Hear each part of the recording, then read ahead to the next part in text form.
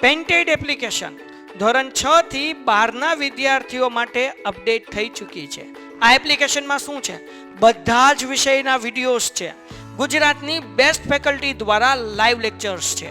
IMP પ્રશ્ન છે, test series છે અને ગુજરાતના તમામ વિદ્યાર્થીઓ સાથે તમે તમારી કમ્પેરિઝન કરી શકો છો. ગેમિફિકેશન છે અને બીજું ઘણું બધું. તો તમે એપ્લિકેશન ડાઉનલોડ ન કરી હોય તો ડિસ્ક્રિપ્શનમાં લિંક આપી છે. હમણાં જ પ્લે સ્ટોર ઉપર જાઓ અને એપ્લિકેશન ડાઉનલોડ કરો. ઘરે બેઠીને સરસ મજાનું ગુજરાતની જોરદાર ફેકલ્ટી સાથે ભણો, સારા માર્ક્સે પાસ થાઓ. ક્લિયર? ઓડિયો વિડિયો અવાજ આવે છે મારો? ઓકે, ચાલો સરસ. ત્યારે શરૂ કરી દઈએ. હવે વધુ સમય ન લેતા આપણું આ ચેપ્ટર અંતિમ ચરણો તરફ જઈ રહ્યું છે. ત્યારે કેટલાક કન્સેપ્ટ આપણે જોયા છે, કેટલાક કન્સેપ્ટ જોવાના બાકી છે. એની ચર્ચા વિચારણા હવે આપણે કરીએ. છેલ્લા લેક્ચરની અંદર ધ્યાન આપજો બેટા, ટેક્સ્ટ બુક તમારી કાઢીને રાખજો. એમાં આપણે સમસ્થાનિકો એની ચર્ચા કરી. છેલ્લા લેક્ચરની અંદર આપણે છે એ સમસ્થાનિકો એની ચર્ચા કરી. સમસ્થાનિકો એટલે શું સાહેબ? તો કે ભાઈ જેનો પરમાણુ ક્રમાંક સમાન હોય પરંતુ પરમાણુ દળાંક અલગ અલગ હોય એને નામ આપ્યું આપણે સમસ્થાનિકો. સમસ્થાનિકોના ઉદાહરણ આપવાનું કહેતો સાહેબ, તો કે અહીંયા જો 1H1, 1H2, 1H3 એને હાઇડ્રોજનના સમસ્થાનિકો કહેવાય. 1H1 એનું નામ આપ્યું આપણે પ્રોટિયમ. 1H1 એનું નામ આપ્યું આપણે પ્રોટિયમ. પ્રોટિયમ. 1H2 એનું નામ આપ્યું આપણે ડ્યુટેરિયમ. ડ્યુટેરિયમ. 1H3 એનું નામ આપ્યું આપણે ટ્રિટિયમ. ટ્રિટિયમ. અને આ રીતે અલગ અલગ પ્રકારના સમસ્થાનિકો આપણે જોયા. બીજા કેટલાક ઉદાહરણો જોયા આપણે સમસ્થાનિકોના, બરાબર. બીજા પણ ઘણા ઉદાહરણો જોયા હતા. જેમ કે કયા હતા સમસ્થાનિકોના ઉદાહરણ? બીજા જોયા હતા આપણે. કાર્બન 12 હતા, કાર્બન 14 હતા. આ ઉદાહરણો પણ આપણે જોયા હતા. જો Arya, carbon 12, carbon 14, chlorine 35, chlorine 37, આની વાત આપણે કરી હતી. હવે સમસ્થાનિકોનો બીજો ભાઈ એની વાત કરીએ આપણે. એનું નામ છે સમસ્થાનિકો. એનો બીજો ભાઈ એનું નામ છે સમદળીય અથવા સમભારીય. તમને નામ વાંચી અને ખબર પડી ગઈ હશે કે સાહેબ સમદળીય અથવા સમભારીય, આ ઉપરના અનુપ્રયોગો પૂછાય છે એ આપણે હમણાં વાંચીએ. પણ સમદળીય અથવા સમભારીય એ વાંચીને તમને હવે ખબર પડી ગઈ હશે કે જુઓ સાહેબ, આમાં છે ને પરમાણુ દળાંક સમાન હશે. પરમાણુ દળાંક કેવો હશે? સમાન. પણ પરમાણુ ક્રમાંક એટલે કે ઝેડ એ અલગ હશે. ઝેડ અલગ હશે. નામ વાંચીને જ ખબર પડી ગઈ. વાંચશો તો એના ગુણધર્મો ખબર પડી જાય. જો બે તત્વો કેલ્શિયમ અને આર્ગન ધ્યાનમાં લ્યો. કેલ્શિયમ અને આર્ગોન ધ્યાનમાં લ્યો, જેનો પરમાણુ ક્રમાંક 20 અને 18 છે. કેલ્શિયમનો પરમાણુ ક્રમાંક 20, આર્ગોનનો 18. બંનેમાં પ્રોટોનની સંખ્યા જુદી જુદી છે. જો આ ઝેડ એટલે હું? તો કે પ્રોટોનની સંખ્યા સાહેબ એ જુદી જુદી. પરંતુ બંને તત્વોના દળાંક 40 છે. બંને તત્વોના દળાંક કેવા છે? 40. તો આને આમ લખાય. કેલ્શિયમને કેમ લખાય? આવી રીતે. કેલ્શિયમ 20, 40.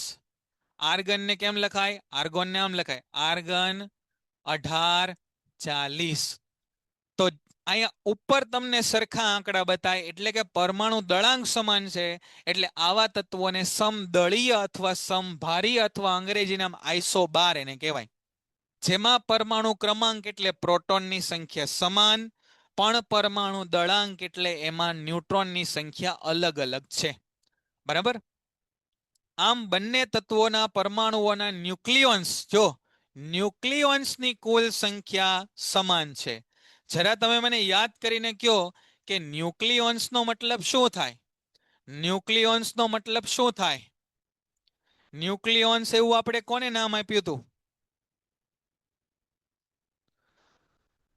ન્યુક્લિયોન્સ નો મતલબ શું થશે? પ્રોટોન અને ન્યુટ્રોન, બરાબર છે. પરમાણુના કેન્દ્રમાં રહેલા પ્રોટોન અને ન્યુટ્રોન, પરમાણુ એને કહેવાય ન્યુક્લિયસ. પરમાણુ કેન્દ્ર, પરમાણુનું કેન્દ્ર એને કહેવાય ન્યુક્લિયસ.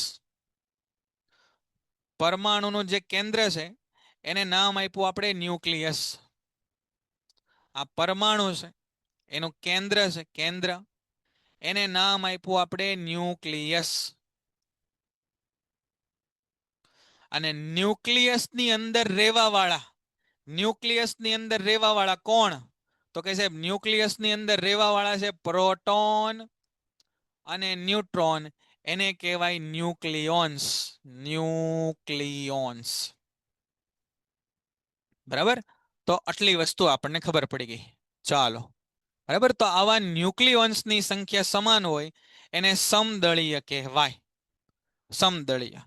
અહીંયા આગળ જુઓ, અનુપ્રયોગ. અનુપ્રયોગ એનો મતલબ થાય એપ્લિકેશન. કે ભાઈ આ સમસ્થાનિકો છે એના એપ્લિકેશન કઈ કઈ જગ્યાએ હોય? સમસ્થાનિકોનો કઈ કઈ જગ્યાએ આપણે ઉપયોગ કરીએ?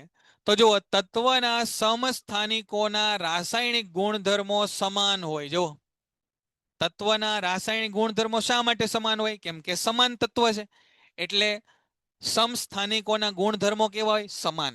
સમસ્થાનિકોમાં તત્વો સરખા હોય. જો અહીંયા હાઇડ્રોજન, હાઇડ્રોજન, હાઇડ્રોજન.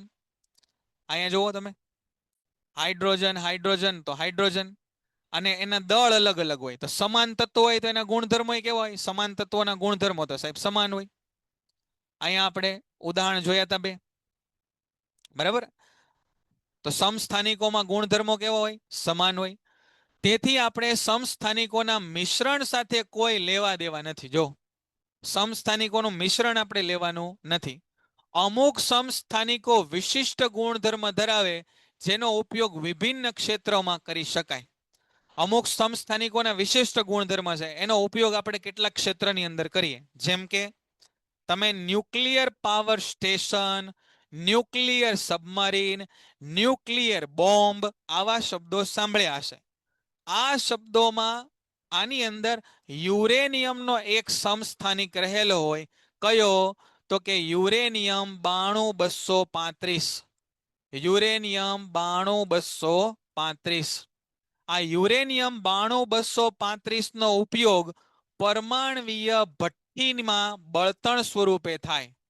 પરમાણવીય ભઠ્ઠીમાં બળતણ સ્વરૂપે થાય. પરમાણવીય ભઠ્ઠી એટલે ન્યુક્લિયર પાવર સ્ટેશન જેની આપણે વાત કરી, બરાબર, એમાં બળતણ સ્વરૂપે થાય. કોબાલ્ટ નામનો એક તત્વ છે એના સમસ્થાનિકનો ઉપયોગ કેન્સરની સારવારમાં થાય. અને ગોઈટરના રોગની સારવાર કરવા માટે આયોડિનના એક સમસ્થાનિકનો ઉપયોગ થાય.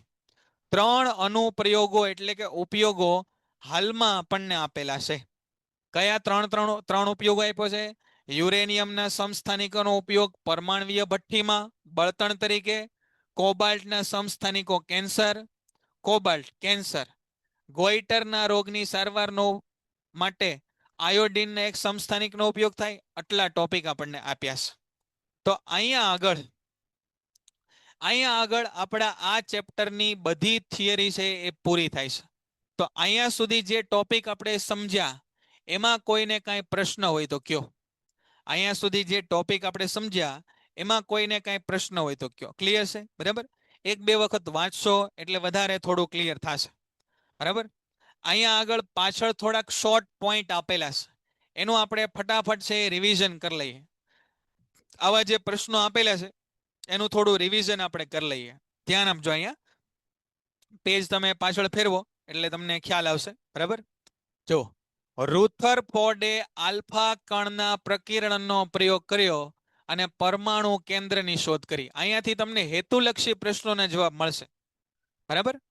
હેતુલક્ષી પ્રશ્નોના જવાબ અહીંથી આપણને મળશે. કોણે પરમાણુ કેન્દ્રની શોધ કરી એવું પૂછાય તો જવાબમાં આવે રુથરફોર્ડે. કયા પ્રયોગ દ્વારા પરમાણુના કેન્દ્રની શોધ કરી? તો કે આલ્ફા કણના પ્રકીર્ણનના પ્રયોગ ઉપરથી. બોલો, આલ્ફા કણના પ્રકીર્ણનમાં આલ્ફા કણનો મારો કોના ઉપર ચલાવવામાં આવ્યો? બોલો, તમે કયો. આલ્ફા કણનો મારો કોના ઉપર ચલાવવામાં આવ્યો? બરાબર છે. કોના ઉપર ચલાવવામાં આવ્યો? ગોઈટર એક રોગ છે હેતભાઈ, કે જેમાં ગરદન છે એ ફૂલી જાય. ગોઈટર એક રોગ છે જેમાં ગરદન છે એ ફૂલી જાય. બરાબર છે પ્રિયાંશભાઈ. સોનાના વરખ ઉપર, સોનાના વરખ ઉપર આલ્ફા કણનો મારો ચલાવવામાં આવ્યો. સોનાનું વરખ કેટલી જાડાઈ ધરાવતું હતું? સોનાનું વરખ કેટલી જાડાઈ ધરાવતું હતું? બોલો. સોનાનું વરખ 1000 પરમાણુ જેટલી. બરાબર છે માધવભાઈ, માનવભાઈ સોરી, 1000 પરમાણુઓની જાડાઈ ધરાવતું હતું. કયા બે કણોની શોધથી, કયા બે કણોની શોધથી ડાલ્ટનની અભિધારણા ખોટી પડી? કયા બે કણોના શોધથી ડાલ્ટનની અભિધારણા ખોટી પડી? પહેલા કયા બે કણો શોધાણા હતા? અથવા કયો એક કણ એનાથી તે?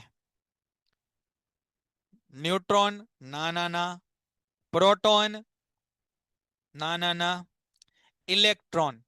સૌથી પહેલા જે થોમ્સને શું શોધી કાઢ્યું? ઇલેક્ટ્રોન શોધી કાઢ્યો. એના પછી ઈ ગોલ્ડસ્ટીને પ્રયોગો કર્યા અને એણે કેનાલ રે જોઈ લીધા. કેનાલ રે છે એ ધન વિદ્યુત ભારિત હતા અને એના ઉપરથી રુથરફોર્ડે પ્રોટોન શોધી લીધા. બરાબર. ચાલો, વધારાની મહેરબાની કરીને કોઈ વાતો આપણે ચેટમાં જોઈશે નહીં. જે પ્રશ્ન પૂછું એના જવાબ આપજો, એનું રિવિઝન આપણે અહીંયા કરશું. હોને, અહીંયા ધ્યાન આપો. ચાલો, રુથરફોર્ડના પરમાણુના નમૂનાના આધારે, જો રુથરફોર્ડે જે પરમાણુ નમૂનો આપ્યો ને એનો નમૂનો ફાઇનલ છે. એનાથી શું નક્કી થયું? તો કે પરમાણુની અંદરના ભાગમાં ખૂબ નાનું પરમાણુ કેન્દ્ર હોય અને ફરતે ઇલેક્ટ્રોન સતત ઘૂમતા હોય. અને આ પરમાણુના નમૂના દ્વારા તેની સ્થાયીતા સમજાવી શકાતી નથી. રુથરફોર્ડનો જે પરમાણુનો નમૂનો હતો એની સ્થાયીતા સમજાવી શકાતી નથી. તો તમે મને કહેશો કે કોણે આ મર્યાદાને દૂર કરી? આવો પ્રશ્ન પૂછાય કે ભાઈ રુથરફોર્ડની નમૂનાની મર્યાદા શું હતી? તો કે તે પરમાણુની સ્થાયીતા સમજાવી શક્યો નહીં. તો આ સ્થાયીતાને કોણે દૂર કરી? એટલે કે આ મર્યાદાને કોણે દૂર કરી? તો કે નીલ્સ બોહર નામના વૈજ્ઞાનિકે દૂર કરી. એણે કીધું કે ભાઈ પરમાણુના કેન્દ્રની આજુબાજુ એવો એક ચોક્કસ માર્ગ છે જેને કક્ષા કહેવાય અને ત્યાં જ્યારે ઇલેક્ટ્રોન ફરે ત્યારે કોઈ પ્રકારની ઉર્જા એ મુક્ત કરતો નથી. તો નીલ્સ બોહર દ્વારા રજૂ કરાયેલા પરમાણુ નમૂનો વધુ સફળ રહ્યો. અને નીલ્સ બોહરે શું કીધું કે કેન્દ્રની ફરતે જુદી જુદી કક્ષાઓ કે કોષોમાં નિશ્ચિત ઉર્જા ધરાવતા ઇલેક્ટ્રોન ગોઠવાયેલા હોય અને સૌથી બહારની કક્ષામાં ઇલેક્ટ્રોનથી પૂર્ણ ભરાઈ જાય તો પરમાણુ સ્થાયી થઈ જાય અને તેની ક્રિયાશીલતા ઓછી થઈ જાય. તમે મને કહો કે બહારની કક્ષામાં તત્વને કેટલા ઇલેક્ટ્રોન રાખવાનો શોખ છે? અથવા કેટલા ઇલેક્ટ્રોનને રાખવા ગમે? તો 8 ઇલેક્ટ્રોન રાખવા. બહુ સરસ, 8 ઇલેક્ટ્રોન એને રાખવા ગમે. અને જ્યારે બહારની કક્ષામાં 8 ઇલેક્ટ્રોન થાય ને ત્યારે એ સ્થાયી થઈ જાય. કક્ષાઓના નામ આપણે કયા આલ્ફાબેટથી શરૂ કર્યા? કક્ષાઓના નામ આપણે કયા આલ્ફાબેટથી શરૂ કર્યા? બોલો. બરાબર છે, કે થી શરૂ કર્યા. અને સાહેબ કે, એલ, એમ, એન આવા કક્ષાઓના નામ આપ્યા. અથવા આપણે 1, 2, 3, 4 એટલે પહેલી, બીજી, ત્રીજી કક્ષા એવું ભણ્યા. કયા સૂત્રના આધારે કક્ષાઓમાં કુલ કેટલા ઇલેક્ટ્રોન સમાશે એ દર્શાવી શકાય? કયા સૂત્રના આધારે કક્ષાઓમાં કુલ કેટલા ઇલેક્ટ્રોન સમાશે એ કહી શકાય? બોલો. 2n², 2n², 2n² સૂત્ર ઉપરથી તમે કઈ કક્ષામાં કેટલા ઇલેક્ટ્રોન સમાશે એ કહી શકો. અને એ કેલ્ક્યુલેશન કરો એટલે પહેલી કક્ષામાં કેટલા ઇલેક્ટ્રોન સમાય? મેક્સિમમ 2. બીજી કક્ષામાં કેટલા સમાય? 8. ત્રીજી કક્ષામાં કેટલા સમાય? 18. અને ચોથી કક્ષામાં કેટલા સમાય? 32. આટલા મહત્તમ ઇલેક્ટ્રોન આ બધી કક્ષાઓમાં સમાઈ શકે બરાબર. ચેડવિક નામના વિજ્ઞાનીએ પરમાણુના કેન્દ્રમાં ન્યુટ્રોનની હાજરી શોધી કાઢી. જો ચેડવિકે છે એ પરમાણુ કેન્દ્રની અંદર ન્યુટ્રોનની હાજરી શોધી કાઢી બરાબર. આમ પરમાણુઓના 3 અવપરમાણવીય કણો, જો અવપરમાણવીય કણો જણાવો.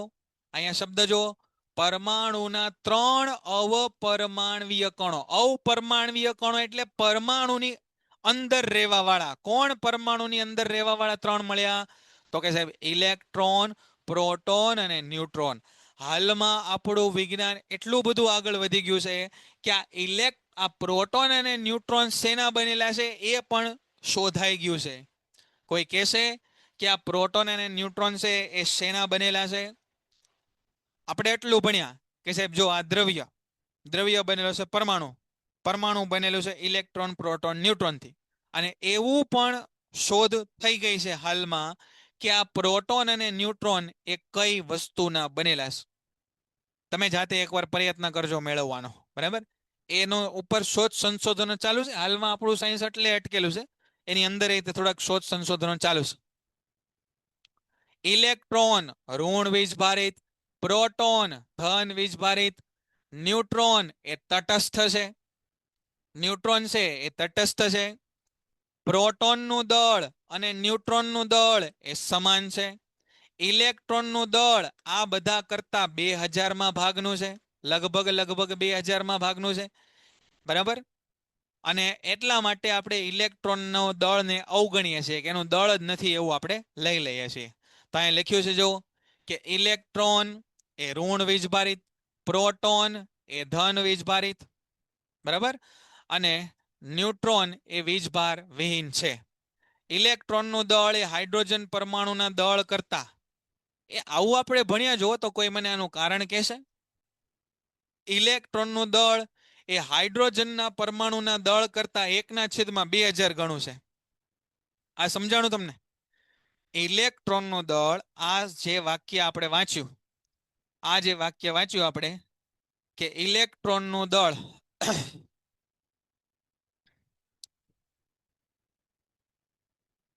આ વાક્ય વાંચો. ઇલેક્ટ્રોનનું દળ હાઇડ્રોજન પરમાણુના દળ કરતા, હાઇડ્રોજન કીધું આપણે તો સાહેબ પ્રોટોન કરતા છે એવું કીધું, પણ તમે યાદ કરો સાહેબ, તમે યાદ કરો કે હાઇડ્રોજનનો એક સમસ્થાનિક 1H1 છે. એટલે એની અંદર શું હશે તો કે સાહેબ કેન્દ્રની અંદર ખાલી છે ને એક પ્રોટોન હશે, ન્યુટ્રોન હશે નહીં. અને આજુબાજુ શું હશે તો કે એક ઇલેક્ટ્રોન. બસ આ દોરાઈ ગયું હાઇડ્રોજન. કેન્દ્રમાં એક પ્રોટોન અને ફરતે એક ઇલેક્ટ્રોન બરાબર. એટલે આપણે કીધું ને કે પ્રોટોન કરતા 2000માં ભાગનું, જો પ્રોટોન અને ન્યુટ્રોન કરતા 2000માં ભાગનું, એટલે પ્રોટોન એટલે આ પોતે હાઇડ્રોજન. એટલા માટે તો 1H1 નું નામ શું આપ્યું આપણે? પ્રોટિયમ નામ આપ્યું. એટલે કે ભાઈ પ્રોટોન જ સમજો, એને પ્રોટોન જ તમે સમજો. ખ્યાલ આવ્યો બરાબર? પ્રોટોન એને સમજો. મૂળભૂત કણ પણ હાલ પૂરતું છે એવું, મૂળભૂત કણ એવું, પણ પછી એની અંદર એ કંઈક શોધખોળ થઈ શકે બરાબર. તો ઇલેક્ટ્રોન છે એવું મૂળભૂત કણ છે, પણ ટેકનોલોજી આગળ વધે એમ તો એક જમાનામાં ડાલ્ટને કીધું કે પરમાણુ છે એ મૂળભૂત છે, એના કટકા ન થાય. પણ મેં તમને કીધું કે આપણે પ્રોટોન ન્યુટ્રોનના કટકા કરી નાખ્યા અને એની અંદર આપણે જોઈ લીધું કે શું છે અથવા કઈ રીતે બનેલા છે. હા બરાબર છે ભાઈ આર્યરાજભાઈ, ક્વાર્ક્સના બનેલા છે. ક્વાર્ક નામના કણો એના બનેલા છે. પ્રોટોન અને ઇલેક્ટ્રોન, પ્રોટોન અને ન્યુટ્રોન એ ક્વાર્ક્સ નામના કણોના બનેલા છે બરાબર. ચાલો અહીંયા જોઈએ. પરમાણુઓના કોષ અથવા કક્ષા કે એલિમેન્ટ દ્વારા દર્શાવાય. સંયોજકતા પરમાણુઓની સંયોજાવાની ક્ષમતા દર્શાવે. સંયોજકતા એટલે સંયોજાવાની ક્ષમતા. પરમાણુનો પરમાણુ ક્રમાંક એ પ્રોટોનની સંખ્યા દર્શાવે. પરમાણુ દળાંક એ ન્યુક્લિયોન્સની સંખ્યા દર્શાવે. જો ફરી પાછું ન્યુક્લિયન્સ આવ્યું.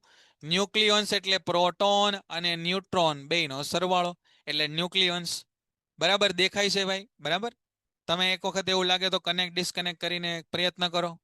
સમસ્થાનિકો એટલે એક જ તત્વ પણ દળાંક અલગ અલગ. એક જ તત્વ પણ જુદા જુદા દળાંક. સમસ્થાનિકો એટલે એક જ તત્વ પણ જુદા જુદા દળાંક. સમદળીય એટલે જુદા જુદા તત્વો પણ એક સરખા દળાંક. કેટલું સરસ અહીંયા બધી શોર્ટ નોટ ની જેવું આપેલું છે, બરાબર. બેટા આની અંદર ધવલભાઈ બહુ જૂજ પ્રશ્નો છે. થોમ્સનનો નમૂનો સમજાવો, બોહરનો નમૂનો સમજાવો અને રુથરફોર્ડનો નમૂનો સમજાવો. 3 ફૂલ આઈએમપી પ્રશ્નો, ફૂલ આઈએમપી પ્રશ્નો. પેન્ટેડ એપ્લિકેશન ધોરણ 6 થી 12 ના વિદ્યાર્થીઓ માટે અપડેટ થઈ ચૂકી છે. આ એપ્લિકેશનમાં શું છે? બધા જ વિષયના વિડીયોઝ છે. ગુજરાતની બેસ્ટ ફેકલ્ટી દ્વારા લાઈવ લેક્ચર્સ છે. આઈએમપી પ્રશ્ન છે, ટેસ્ટ સિરીઝ છે અને ગુજરાતના તમામ વિદ્યાર્થીઓ સાથે તમે તમારી કમ્પેરિઝન કરી શકો છો. ગેમિફિકેશન છે અને બીજું ઘણું બધું. તો તમે એપ્લિકેશન ડાઉનલોડ ન કરી હોય તો ડિસ્ક્રિપ્શનમાં લિંક આપી છે. હમણાં જ પ્લે સ્ટોર ઉપર જાઓ અને એપ્લિકેશન ડાઉનલોડ કરો. ઘરે બેઠીને સરસ મજાનું ગુજરાતની જોરદાર ફેકલ્ટી સાથે ભણો, સારા માર્ક્સે પાસ થાઓ. 3 જ છે. પછી સમસ્થાનિકો, સમદળીય અને ન્યુટ્રોન, એની ટૂંક નોંધ. આ 6 પ્રશ્નો ફૂલ આઈએમપી, એમાંથી વધારે ભાગે પૂછાય. નાના નાના પ્રશ્નો શેમાંથી પૂછાય? તો કે ભાઈ ઇલેક્ટ્રોન રચના જણાવો ને આ તે ને એ બધા પૂછાય, બરાબર.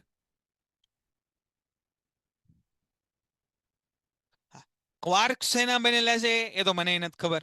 હશે કંઈક એના વિશે નવું નવું રિસર્ચ થયો છે, પણ આ દિશામાં શોધ સંશોધનો છે એ ચાલુ છે, બરાબર. ચાલો, તત્વોને તેમાં રહેલા પ્રોટોનની સંખ્યાના આધારે વ્યાખ્યાયિત કરવામાં આવે. આપણે કીધું હાઇડ્રોજન, તો કેમ ખબર પડી સાહેબ? તો કે એના કેન્દ્રમાં 1 પ્રોટોન. હિલિયમ કેમ ખબર પડી? એના કેન્દ્રમાં 2 પ્રોટોન. કાર્બન કેમ કાર્બન કીધું? તો કે એના કેન્દ્રમાં 6 પ્રોટોન. સોડિયમ કેમ સોડિયમ કીધું? તો કે એના કેન્દ્રમાં 11 પ્રોટોન. તો કેન્દ્રમાં પ્રોટોનની સંખ્યા તત્વને નિર્ધારિત કરે છે. કેન્દ્રમાં પ્રોટોનની સંખ્યા એ તત્વને નિર્ધારિત કરે છે. અહીં સુધી ક્લિયર થયું, બરાબર. સ્વાધ્યાયની અંદર થોડા ઘણા નાના મોટા પ્રશ્નો આપેલા છે. એમાં હેતુલક્ષી પ્રકારના પ્રશ્નોની થોડી થોડી ચર્ચા આપણે કરવાનો પ્રયત્ન કરીએ. ચાલો જોઈએ ત્યારે અહીંયા અહીંથી જોઈએ. હેતુલક્ષી થોડાક આપ્યા. સાચા ખોટા જોઈ લઈએ, સાચા ખોટા. ચાલ, નીચેના દર્શાવેલા વિધાન સાચા છે કે ખોટા એ આપણે લખવાના છે. સાચા ખોટા. હા, અપ ક્વાર્ક ડાઉન ક્વાર્ક એવું હોય, બરાબર. એની ચર્ચા આપણે અત્યારે નહીં કરીએ. જે થોમ્સને રજૂ કર્યું કે પરમાણુના કેન્દ્રમાં માત્ર ન્યુક્લિયન્સ હોય. બોલો, જે થોમ્સને એવું કીધું હતું? એને પરમાણુના કેન્દ્રની કઈ વાત કરી હતી? થોમ્સનને તો ભાઈ પરમાણુ કેન્દ્રની કઈ ખબર નથી. એને કાંઈ ખબર હતી નહીં. તો પહેલું વાક્ય આવશે ખોટું. એણે તો જે નમૂનો રજૂ કર્યો તેને કોની સાથે સરખાવ્યો? તો 2 ઉદાહરણ આપો. જે થોમ્સનનો નમૂનો કોની સાથે સરખાવ્યો? તો એને 2 ઉદાહરણ આપો. તો જે થોમ્સનનો નમૂનો કોની સાથે સરખાવ્યો? તો એને કઈ 2 આઈટમ મારે સરખાવ્યો? તો એને કયો. હા, તરબૂચ અને ક્રિસમસ કેક. તરબૂચ અને ક્રિસમસ કેક સાથે એને નમૂનો સરખાવ્યો હતો. ન્યુટ્રોન એ પ્રોટોન અને ઇલેક્ટ્રોન એકબીજા સાથે સંયોજવા જવાથી બને, તેથી તે તટસ્થ હોય. એવું છે? ન્યુટ્રોનને એકબીજા સાથે સંયોજાય એનાથી બનેલા હોય. પ્રોટોનને ભેગા થવાથી બન્યા છે એવી કોઈ માહિતી આપણને મળી? તો કે ના ના ભાઈ, આ બે ભેગા થવાથી બન્યા એવી કાંઈ આપણને માહિતી નથી મળી. ઇલેક્ટ્રોનનું દળ પ્રોટોન કરતા 2000માં ભાગનું છે લગભગ. તો કે હા, એવી આપણે હમણાં વાત કરી. ઇલેક્ટ્રોનનું દળ 2000માં ભાગનું. આયોડિનનો સમસ્થાનિક ટિંચર આયોડિન બનાવવા માટે ઉપયોગી છે? ના ના ના. આયોડિનનો સમસ્થાનિક શેના માટે ઉપયોગી છે? તો કે ગોઈટર નામના રોગની સારવાર કરવા માટે ઉપયોગી છે, બરાબર. ગોઈટર નામના રોગની સારવાર કરવા માટે ઉપયોગી છે. ચાલો, અહીંયા જો 15, 16 અને 17માં સાચા વિકલ્પ સામે સાચું ને ખોટા વિકલ્પ સામે ખોટું કરો. રુથરફોર્ડનો આલ્ફા કણ પ્રકીર્ણનનો પ્રયોગ શેની શોધ માટે જવાબદાર હતો? રુથરફોર્ડનો આલ્ફા કણનો પ્રયોગ એ શેની શોધ માટે જવાબદાર હતો? પરમાણુનું કેન્દ્ર એના કારણે મળ્યું? હા. ઇલેક્ટ્રોન એના કારણે મળ્યો? ના. ન્યુટ્રોન એના કારણે મળ્યા? ના. બરાબર. પ્રોટોન એના કારણે મળ્યા? હા, પ્રોટોન મળ્યા ને ભાઈ. અહીંયા આગળ આપણે એક મુદ્દો વાંચ્યો હમણાં, જુઓ તમે. અહીંયા આગળ રુથરફોર્ડના પરમાણવીય નમૂનાના આધારે પરમાણુની અંદરના ભાગમાં ખૂબ નાનું પરમાણુ કેન્દ્ર હોય, એની વાત ખબર પડી બરાબર, પરમાણુ કેન્દ્રની. અને બીજી કોને વાત કરી? પ્રોટોનની. પ્રોટોન હશે ને એમાં, પ્રોટોન. પ્રોટોનની વાતે એને ખબર પડી. પરમાણુની અંદરના ભાગમાં પરમાણુ કેન્દ્ર હોય, સતત ઘૂમતા હોય. થાય તે સમજાવી શક્યો નહીં. Thank you.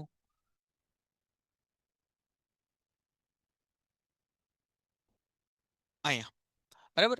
તો પ્રોટોન ટૂંકમાં અહીંયા આગળ ધન વીજભારિત કણો આપણને મળ્યા. પ્રોટોન એની રુથરફોર્ડે જાણકારી આપણને આપી. તત્વના સમસ્થાનિકો. તત્વના સમસ્થાનિકો બોલો. સમાન ભૌતિક ગુણધર્મો ધરાવે. સમાન ભૌતિક ગુણધર્મો ધરાવે. જુદા જુદા રાસાયણિક ગુણધર્મો ધરાવે. ન્યુટ્રોનની જુદી જુદી સંખ્યા હોય કે જુદા જુદા પરમાણુ. બોલો પહેલામાં શું આવશે? સમાન ભૌતિક ગુણધર્મો ધરાવે. તત્વોના સમસ્થાનિકો હશે એ સમાન ભૌતિક ગુણધર્મો ધરાવે? નો ધરાવે. જુદા જુદા રાસાયણિક ગુણધર્મો ધરાવે? જુદા જુદા રાસાયણિક ગુણધર્મો નો ધરાવે. સમાન તત્વો હોય ને એ સમાન રાસાયણિક ગુણધર્મો ધરાવે. સમાન તત્વો સમાન રાસાયણિક ગુણધર્મો ધરાવે. ન્યુટ્રોનની સંખ્યા જુદી જુદી હોય. ન્યુટ્રોનની સંખ્યા, હા, ન્યુટ્રોનની સંખ્યા જુદી જુદી હોય. પ્રોટોનની સંખ્યા જુદી ન હોય. બરાબર, ન્યુટ્રોનની સંખ્યા જુદી હોય. જુદા જુદા પરમાણુ ક્રમાંક. સમસ્થાનિકો કોને કહેવાય? સમાન સ્થાન ઉપર હોય. તો પરમાણુ ક્રમાંક જુદા જુદા હોય નહીં. ક્લોરીન માઇનસ આયનમાં સંયોજકતા ઇલેક્ટ્રોનની સંખ્યા કેટલી થાય? Chlorine minus ion. Chlorine minus ion એમાં સંયોજકતા ઇલેક્ટ્રોનની સંખ્યા કેટલી થાય? બોલો આમાંથી કયો ઓપ્શન આવશે? ક્લોરીન માઇનસમાં સંયોજકતા ઇલેક્ટ્રોન કોને કહેવાય? પહેલા તો સમજો સંયોજકતા ઇલેક્ટ્રોન કોને કહેવાય? છેલ્લી કક્ષામાં રહેલા ઇલેક્ટ્રોન. છેલ્લી કક્ષામાં રહેલા ઇલેક્ટ્રોન. ક્લોરીન. ક્લોરીન નો પરમાણુ ક્રમાંક 17, એટલે એની ઇલેક્ટ્રોન રચના કેટલી થાય? તો કે એ થાય છે 2 8 7. ક્લોરીન માઇનસ એનો મતલબ એને એક ઇલેક્ટ્રોન મેળવ્યો. એક ઇલેક્ટ્રોન મેળવ્યો. એક ઇલેક્ટ્રોન મેળવ્યો એટલે એની ઇલેક્ટ્રોન રચના થઈ 2 8 8. આની અંદર એક ઇલેક્ટ્રોન મેળવ્યો. સંયોજકતા કક્ષા કોને કહેવાય? સંયોજકતા કક્ષા તો કે છેલ્લી કક્ષા હોય એને સંયોજકતા કક્ષા કહેવાય ને. સંયોજકતા ઇલેક્ટ્રોન કોને કહેવાય? છેલ્લી કક્ષામાં રહેલા ઇલેક્ટ્રોન. તો આની છેલ્લી કક્ષામાં કેટલા ઇલેક્ટ્રોન રહેલા છે? 8. તો ક્લોરીન માઇનસમાં સંયોજકતા ઇલેક્ટ્રોનની સંખ્યા કેટલી થશે? ક્લોરીન માઇનસમાં 8. 18 કઈ રીતે નો થાય તમે સમજ્યા ભાઈ? 18 કઈ રીતે નો થાય તમે સમજી ગયા? સંયોજકતા ઇલેક્ટ્રોન એટલે સંયોજકતા કક્ષામાં રહેલા ઇલેક્ટ્રોન. સંયોજકતા કક્ષા એટલે છેલ્લી કક્ષા. ક્લોરીનમાં છેલ્લે 7 ઇલેક્ટ્રોન હોય, પણ Cl માઇનસ એટલે એક ઇલેક્ટ્રોન એ મેળવે, અને એક ઇલેક્ટ્રોન મેળવે તો છેલ્લે 8 થાય. એટલા માટે અહીંયા જવાબ બેટા 8 આવશે. ખ્યાલ આવ્યો? બરાબર. તો આટલી ચર્ચા આપણે છે એ રાખીએ અહીંયા. નેક્સ્ટ લેક્ચરમાં આપણે મળશું ત્યારે આપણે નવું ચેપ્ટર એની શરૂઆત કરશું. એ છે ગુરુત્વાકર્ષણ. બહુ અગત્યનું આપણું ચેપ્ટર છે. બરાબર, અગત્યનું ચેપ્ટર છે. એ ચેપ્ટરની આપણે શરૂઆત કરશું ગુરુત્વાકર્ષણ. પ્રકરણ નંબર છે આપણું 9. એની શુભ શરૂઆત કાલે શનિવારના શુભ દિને આપણે કરી નાખશું. બરાબર. તો ગુરુત્વાકર્ષણ બહુ સરસ મજાનું ચેપ્ટર છે, સમજવા જેવું. એની અંદર દાખલાય છે. થોડુંક અઘરું લાગે એવું તમને લાગશે, પણ અઘરું છે નહીં. જો તમે સમજશો તો કાંઈ વાંધો આવશે નહીં. ઓકે, આપણે સમજી ગયા આર્યરાજભાઈ? બરાબર. ડાઉન ક્વાર્ક, અપ ક્વાર્ક એની ચર્ચા તમારે આવશે 11માં. પેન્ટેડ એપ્લિકેશન ધોરણ 6 થી 12ના વિદ્યાર્થીઓ માટે અપડેટ થઈ ચૂકી છે. આ એપ્લિકેશનમાં શું છે? બધા જ વિષયના વિડીયોઝ છે. ગુજરાતની બેસ્ટ ફેકલ્ટી દ્વારા લાઈવ લેક્ચર્સ છે. આઈએમપી પ્રશ્ન છે, ટેસ્ટ સિરીઝ છે, અને ગુજરાતના તમામ વિદ્યાર્થીઓ સાથે તમે તમારી કમ્પેરિઝન કરી શકો છો. ગેમિફિકેશન છે અને બીજું ઘણું બધું. તો તમે એપ્લિકેશન ડાઉનલોડ ન કરી હોય તો ડિસ્ક્રિપ્શનમાં લિંક આપી છે. હમણાં જ પ્લે સ્ટોર ઉપર જાઓ અને એપ્લિકેશન ડાઉનલોડ કરો. ઘરે બેઠીને સરસ મજાનું ગુજરાતની જોરદાર ફેકલ્ટી સાથે ભણો, સારા માર્ક્સે પાસ થાઓ.